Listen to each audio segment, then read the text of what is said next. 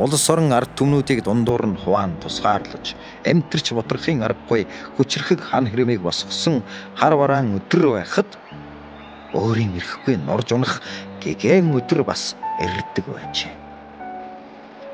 Цаг цагаараа байдаггүй. Цаашаа харсан тэр чигээрээ үлддэг бай гэдэг.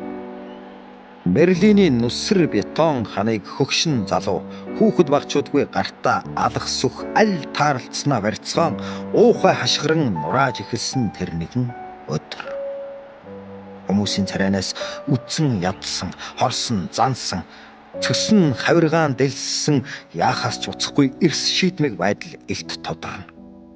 Тэр хүмүүс тушаал авсан цэрэг эрс шиг нэгэн зэрэг хөдлөн харсаар байтал хоёр өөр ертөнцийг тусгаарлсан авраг том хэрмийг нурааж улмаар зарим нь дээр нь авиран гараад дуулж бүжиглэн эд бахаан эдэлж эхэллээ. Энэ л ханыг давж хэлийн цаана гарахыг оролдсон хэнийгч бай шууд буудах тушаалтай цэрэг офицерууд ч гэлээ юу ч болоогүй юм шиг зүгээр л сониучрхан байхыг харахад үнэхээр гайхаад баршгүй бас нүдэндээ итгэх аргагүй. Хэлийн хаалтын хөндлөвч моднууд ч үзэгдэх юм болж эхэллээ.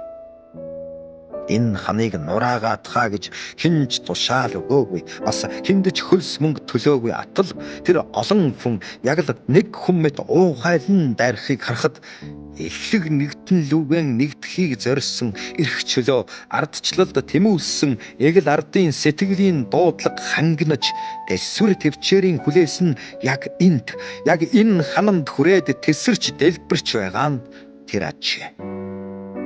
Ийм сэтгэлийн чин тэмүүлэлтэд оргилж буцалсан олны тэмцлийг юу ч зогсоож үлдээх хажээ. Миний хувьд айж имээсэн нүдээр тэр бүхнийг харж хэсэг баламгдан зогссноо мартдаггүй юм аа.